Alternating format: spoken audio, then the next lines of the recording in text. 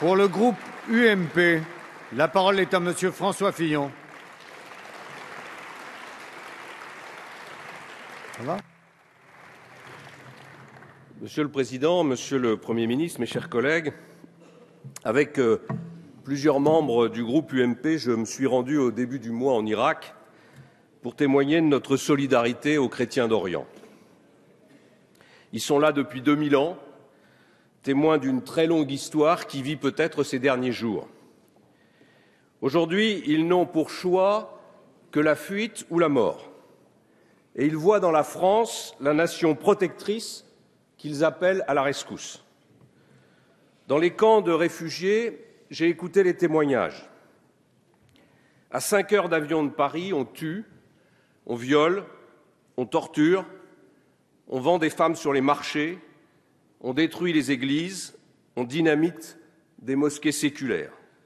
Des milliers de morts, près de 2 millions de personnes déplacées. Les fanatiques de l'État islamique ne forment pas une organisation terroriste comme nous avons pu en affronter autrefois. Cette organisation ne vit pas dans l'ombre. Elle a pris le pouvoir sur des provinces et des villes. Elle a des moyens financiers avec les revenus tirés de la vente du pétrole. Elle a une assise territoriale qu'elle veut étendre en bousculant les frontières tellement fragiles du Moyen-Orient. Elle détient de puissants moyens militaires tirés en partie du chaos irakien. Elle a une connaissance intime de nos sociétés et de nos points de vulnérabilité. Elle s'appuie sur des groupes vassaux qui nous défient directement, comme en Algérie, où l'un de nos compatriotes est menacé d'exécution. Monsieur le Premier ministre, tout doit être entrepris pour sauver Hervé Gourdel, vers lequel vont, à cet instant, toutes nos pensées. Mais nous ne pouvons pas céder aux ravisseurs. Dans son histoire, la France a souvent été exposée au terrorisme. Dans chaque cas, ce terrorisme prenait la forme d'un chantage macabre. Mais il y avait cependant presque toujours présent l'idée d'une revendication, l'idée d'une négociation. Avec l'État islamique, on a changé de monde. On ne négocie pas, on tue. On ne cherche pas à sauver sa propre vie, on souhaite la mort, dans un combat salvateur contre un monde prétendu décadent. L'Occident infidèle, bien sûr, mais aussi les mauvais musulmans, jusqu'à ce que le califat règne sur la terre et impose sa lecture de la charia. Alors refuser d'intervenir, ce serait assurer aux portes de la Méditerranée l'instauration d'un État fanatique, ce serait être complice d'un crime contre toutes les valeurs de l'humanité. Lorsque l'essentiel est en jeu, c'est-à-dire la liberté et la démocratie, lorsque la sécurité des Français est directement menacée, l'opposition ne se dérobe pas. Aujourd'hui, Monsieur le Premier ministre, il n'y a pas de droite, il n'y a pas de centre, il n'y a pas de gauche, il y a la République. Face au terrorisme, le groupe UMP ne tergiverse pas. Il est pour l'action et il est pour l'unité nationale. Nos armées peuvent compter sur notre soutien pour porter des coups décisifs à la capacité offensive de l'État islamique et appuyer tous ceux qui, sur le terrain, se battent pour faire reculer les djihadistes. Mais ce moment d'unité nationale doit aussi être un moment de transparence. On ne part pas en guerre les yeux fermés. Et pour cela, j'invite le gouvernement à clarifier sa position sur des points décisifs. D'abord, nous sommes engagés dans une coalition internationale. 29 pays ou organisations se sont réunis à Paris à l'appel de la France. Qu'en est-il aujourd'hui de cette coalition ? Seules la France et les États-Unis sont réellement engagés dans la bataille. Où est l'Europe ? Vous étiez hier, Monsieur le Premier ministre, en Allemagne. Avez-vous reçu l'assurance d'un renforcement du soutien allemand et d'une participation à la coalition sur un plan autre qu'humanitaire ? De même, où est l'Italie, pays particulièrement sensible, lui aussi, à la cause des chrétiens d'Orient? Il faut donc intensifier la mobilisation diplomatique et battre le rappel. L'action de la France, vous l'avez dit, répond à une demande formelle des autorités irakiennes et nul ne conteste sa légalité. Mais cela ne nous dispense pas de passer par le Conseil de sécurité des Nations unies. La résolution la résolution 2170 ne prévoit pas le recours à la force. Il faut une nouvelle résolution. Parce que sans elle, la coalition pourrait n'être internationale que de façade. Et il faut le faire maintenant, alors que les chefs d'État sont réunis à New York et que le Conseil de sécurité doit adopter ce soir une déclaration sur les filières djihadistes. Malgré les blocages sur la Syrie de l'année 2013, ne nous laissons pas entraîner dans le dépit et dans le contournement du Conseil de sécurité pour éviter la Russie et la Chine. La lutte contre l'État islamique constitue une occasion pour renouer à l'ONU avec ces deux puissances qu'il faut réintégrer dans le jeu diplomatique parce que ce n'est qu'unie que la communauté internationale pourra vaincre cette menace globale. Face au danger, où sont les pays de la région? Ils sont les premiers concernés par cette crise, par ces crimes, par cet affront lancé à la haute spiritualité de l'islam. Où sont les héritiers d'Averroès? Où est la révolte que devraient leur inspirer ces fanatiques? Nul n'a intérêt à laisser accréditer l'idée que cette intervention serait celle de l'Occident. Certains pays s'engagent concrètement, mais la plupart sont sur leur garde pour éviter une conflagration encore plus grande entre sunnites et chiites, entre arabes et non-arabes. Eh bien, grâce à sa tradition diplomatique, la France peut jouer un rôle pour parler à l'Iran, dont on ne pourra pas se passer, pour parler à la Turquie, qui voit la menace à ses portes, mais qui s'inquiète en même temps des ambitions kurdes, pour parler aux États du Golfe auxquels nous sommes liés, et en particulier à l'Arabie saoudite et au Qatar. Je voudrais dire sur ce point qu'il est impératif que notre diplomatie conduise nos partenaires arabes à clarifier leur position.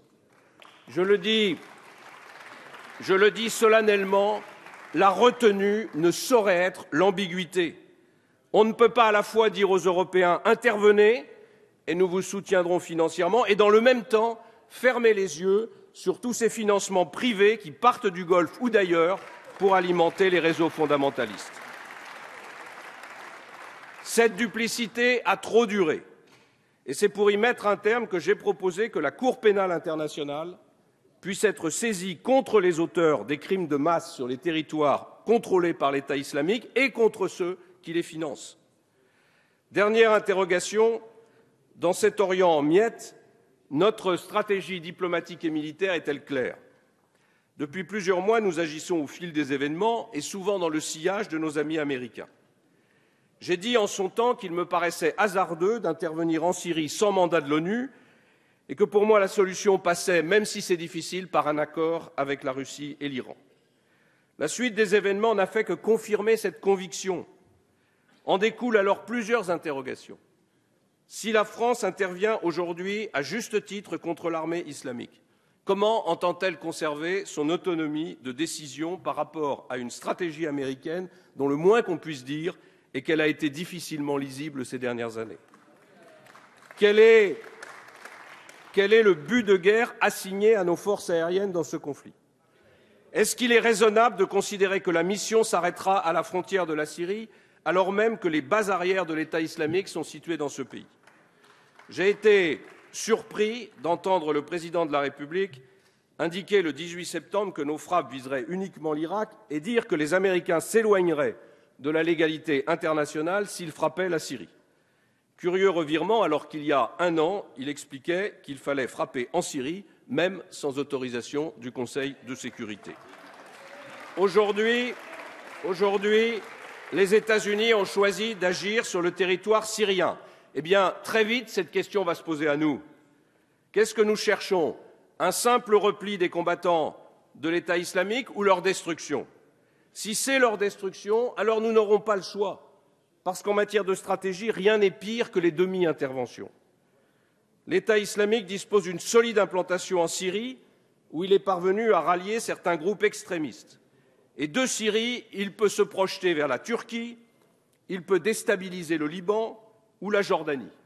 Est-ce qu'on restera les bras croisés? Nous avons livré des armes en Syrie, sans d'ailleurs que le Parlement en soit informé. À qui ont été livrées ces armes? Où sont-elles aujourd'hui? Vous nous devez, Monsieur le Premier ministre, sur ce sujet, une réponse. Je connais le raisonnement selon lequel l'État islamique et Bachar el-Assad seraient des alliés objectifs. Je mesure l'argument, mais je vois aussi l'impasse. Qu'on le veuille ou non, le combat contre l'État islamique ne sera victorieux que s'il est livré sur tous les fronts et sous toutes ses formes. Dans les airs, nous faisons le travail, mais c'est sur le terrain que la victoire décisive devra être obtenue par les Peshmerga et par l'armée irakienne, et le moment venu, avec l'appui des tribus sunnites qu'il faudra convaincre. J'ai rencontré les soldats kurdes. Ils sont vaillants, ils sont expérimentés, mais leur armement reste rudimentaire, malgré les livraisons d'armes qui restent, à mon sens, insuffisantes pour faire la différence. Enfin, Monsieur le Premier ministre, nous devons aux Français la vérité. Et la vérité, c'est que cette intervention expose notre territoire à des risques de représailles. La vérité, c'est que la force de notre démocratie se juge à sa capacité à tenir le choc. Le groupe UMP s'est pleinement associé au projet de loi visant à lutter contre la menace djihadiste. Même si nous regrettons que tous nos amendements n'aient pas été adoptés pour renforcer ce texte, et si le cafouillage qui vient de se produire avec la famille Merah nous conduira à demander la constitution d'une commission d'enquête. La vérité, c'est que parmi les recrues étrangères de l'État islamique figurent un certain nombre de nos concitoyens. Le virus est en France. Il faut voir les messages insensés qui pullulent sur les réseaux, anti-France, anti-juifs, anti-musulmans. Un souffle malsain mine notre concorde nationale. Il faut entendre les appels à la barbarie de ces Français musulmans ou convertis à l'islam pour mesurer l'ampleur du défi qui est devant nous. Pourquoi l'appel djihadiste rencontre-t-il un tel écho chez eux? Échec de notre modèle d'intégration, faiblesse de nos valeurs, impuissance des instances musulmanes officielles pourtant les mieux placées pour montrer en quoi la dérive djihadiste n'a rien à voir avec la pratique de la religion? Ces questions ne doivent pas être taboues et la réponse ne peut pas se réduire à la surveillance étroite de ces jeunes qui préfèrent mourir pour un califat intégriste plutôt que de vivre dans le pays des droits de l'homme. La vérité, enfin, c'est que cette guerre peut être longue et difficile. La question de la durée et du coût de cette opération est posée. À l'occasion de la loi de programmation militaire, j'avais tiré le signal d'alarme.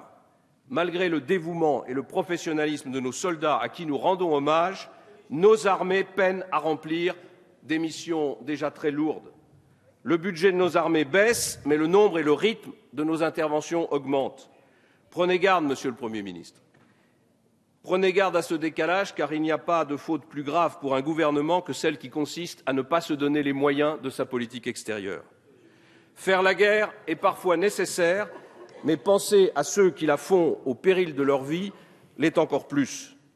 Mes chers collègues, face au terrorisme, l'intérêt national est notre seul guide. Unité face à la menace, solidarité avec nos armées, vigilance vis-à-vis des questions que soulève notre intervention, tel est, Monsieur le Premier ministre, le choix responsable de l'UMP. Merci, Monsieur Fillon.